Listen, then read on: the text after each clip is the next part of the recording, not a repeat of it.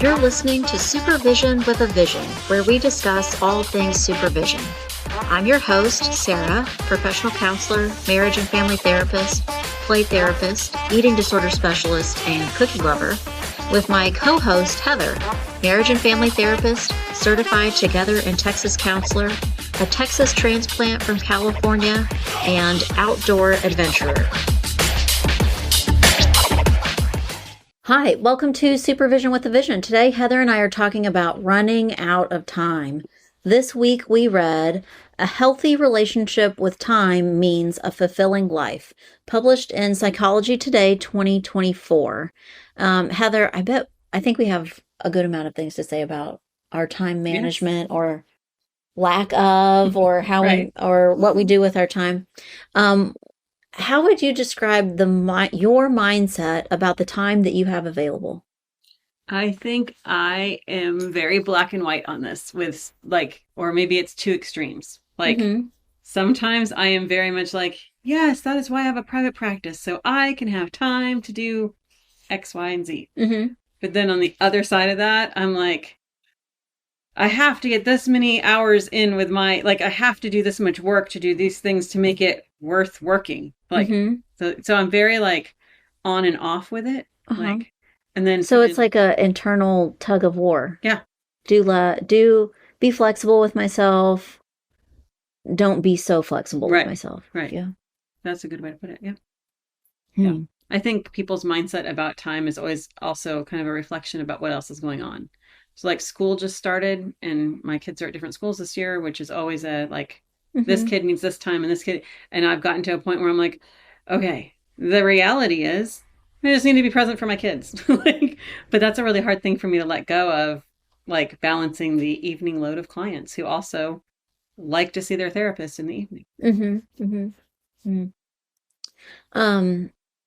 I think when I look at this question, I think do I feel like I am rich with time, or am I short on time? Mm-hmm. How do you feel? I think it depends on the day or the moment, where I feel like, man, I have the luxury of, that I usually don't schedule clients on Fridays. Feels like a luxury. Right. It feels like every week feels like something nice. Right. Mm-hmm. And there can also be times where I feel rushed and think, oh, I don't have time. Right. Or maybe I don't have time for all the things I wish I had time for sometimes. Sure. Yeah. Sometimes I even evaluate, I have the time, right? I'm trying to squeeze something into but I have an hour and 15 minutes when really whatever activity I'm thinking of is going to take up an hour and I am not getting out the door in 15 minutes after that. Something like that. I'm constantly bargaining with time. Oh, okay. I like that idea, bargaining with time. I would say then you and I both are talking as though it might happen to us occasionally, but we're not looking through a lens of never having enough time. Right. But I think some people do. Mm-hmm. Yeah. I think, I have people I work with, clients, associates, just colleagues that I think would say that. What about, do you think time is valuable? Yes. I think that's a mindset related to time. So Yep. time is valuable. Yeah. Do you ever make decisions based on that idea that time is valuable, so you aren't giving it away?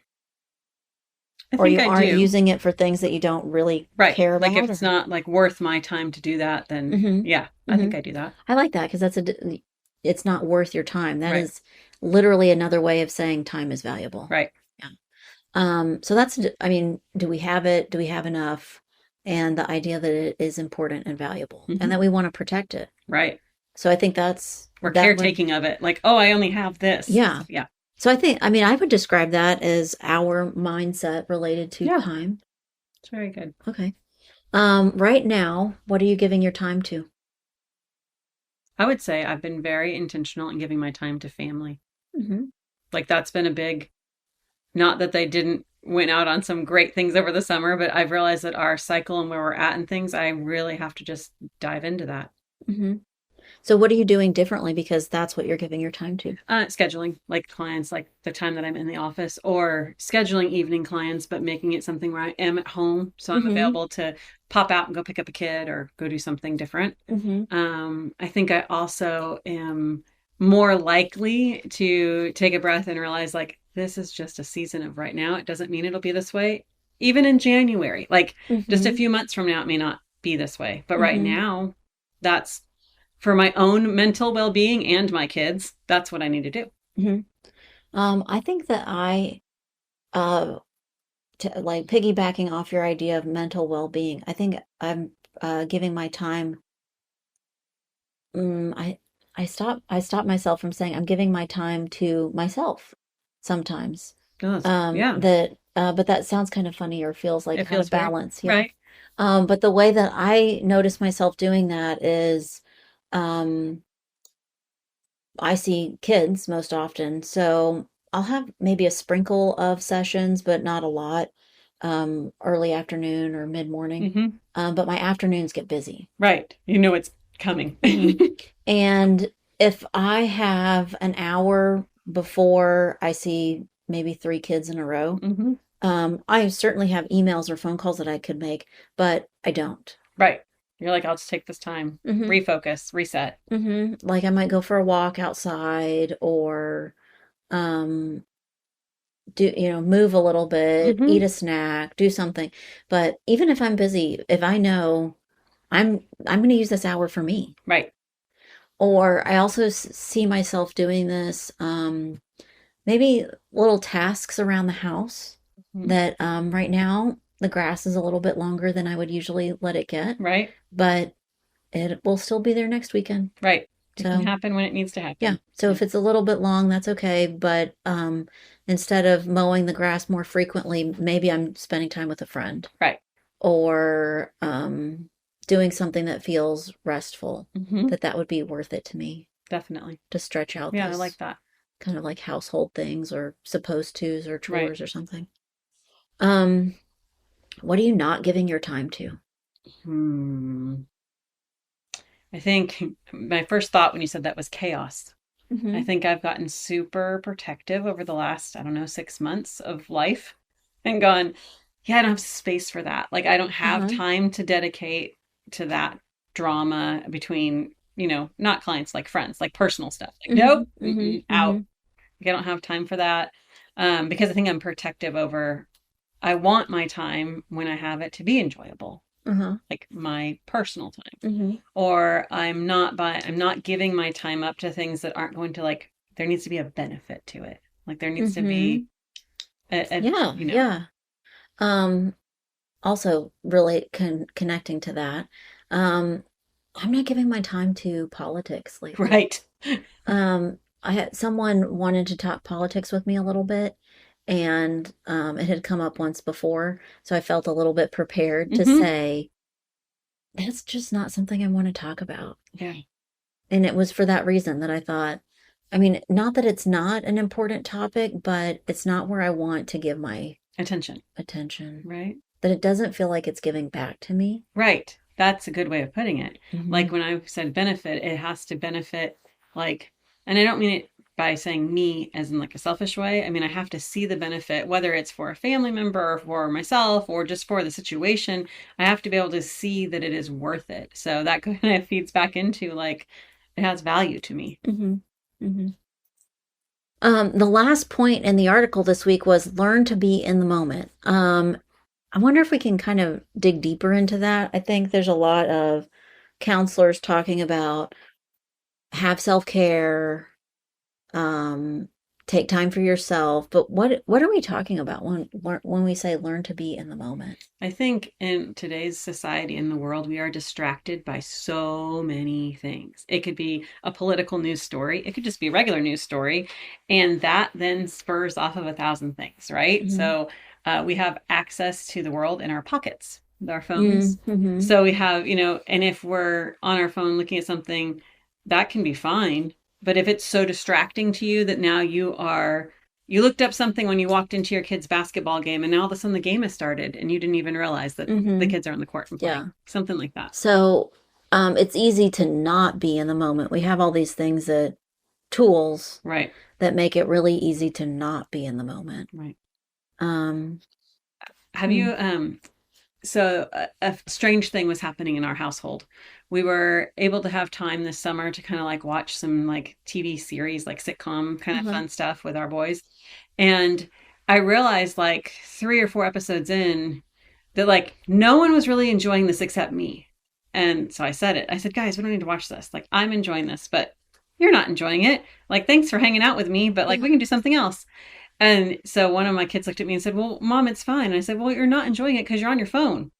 Like, here we are Uh-huh. watching a show together, and I'm Uh-huh. laughing, and I think Yeah. it's funny. Yeah. And they're like, what? What's so funny? Yeah. So I think it's one of those like, we can easily be just distracted or deterred by like, okay, well, I'm not really present. I'm with my mom right now. I'm watching a show. No, you're not. I mean, yes, you might physically be in the same room, Mm-hmm. but if you're on your Hmm. device or So playing a maybe it game, means like noting the quality of your attention or your Mhm. focus, Right, which is tricky. I mean, I think there are a lot of people who just don't do that or right, don't know how to do that. right, So it's not necessarily a decision they made that they're right, going to be not very focused or attentive, hmm but they just aren't. right. I had a colleague last year. She was sitting in her car in the parking lot. She was, I don't know, it looked like she was drinking coffee, but you could have easily been on a phone call, right? Like Mm-hmm. Mm-hmm. often that can happen. But as she came in and she was in like, a very peaceful, calm mood. And I was like, well, good morning or whatever. Yeah, I saw you out there. And she's like, yeah, I was just really enjoying my coffee. And I was like, oh, that's phenomenal. Yeah. But she said it was a crazy morning around her house and different things that were happening. And Yeah. so And it just felt yeah, nice. it got to the parking lot and she said, oh, I'm going to have a sip of that before I walk in. And then she went, oh, and I'm just going to like take a breath and I'm going to Mm-hmm. sit here. And Mm-hmm. like, it kind of made her pause because she was trying to be intentional Uh-huh. about Uh-huh. being present. And so I was like, Yeah. I can be present with my coffee. Huh. But I mean, I think that she did that because she knew what being Being present present meant. felt like and what Right. it meant. She was wanting it. Uh-huh. She was looking for it. Mm-hmm. Oh, maybe that's it. Learn to be in the moment means you need to look for it. Mm-hmm. That if you aren't seeking it, looking for it, trying to achieve that, it doesn't just hit you in the head. Right. It's Mm. more of a deeper. I think last week I sent you a text that I had been out for a pedicure and I wasn't on my phone the whole time, that I was sitting there doing nothing. And like that feeling of doing nothing for whatever it was, 30 minutes, was so strange and foreign to me. Uh-huh. Of just like sitting, like not. Uh-huh. And there's lots of conversations going on around me. There were Yeah. lots of things happening, but I Yeah. just like sat there and I was like, I'm going to practice Yeah. doing nothing. Like it Yeah. seems like, but also, yes, I want to just do some things that maybe really are just calming. Did it feel like you had to work at that, or did it feel like you had to work at not fighting it? Work at not fighting it. Mhm. Like let it just. Yeah. I mean, not all the time, but specifically, like if I'm getting a pedicure, you can't go anywhere. Right. You're I mean, stuck. you're limited to what you can do. So I feel that too sometimes. I have like, I'm just gonna like let myself be. Mhm. I could bring a device and read something, Sure. or Or listen to something. listen to something, Yeah. right? Or I can just sit here and enjoy the massage chair. Mm-hmm. Mm-hmm. Yeah. I found myself, I was calm enough that I actually, and I wasn't really sleepy, but I was calm enough that I was like, oh, I don't even need to look around. Like my whole body was in a much Mm-hmm. more like calm state. Mm-hmm. Mm. What if we have someone who's listening that thinks, I don't know how to learn to be in the moment? What would you have any suggestions or ideas of how someone could begin to learn to be in the moment? I think I would start really small with like, what does it feel Mm-hmm. like to maybe just be in the moment with your own breathing for like 3 minutes, Mm-hmm. right? Just like being able to just pause. Mm-hmm.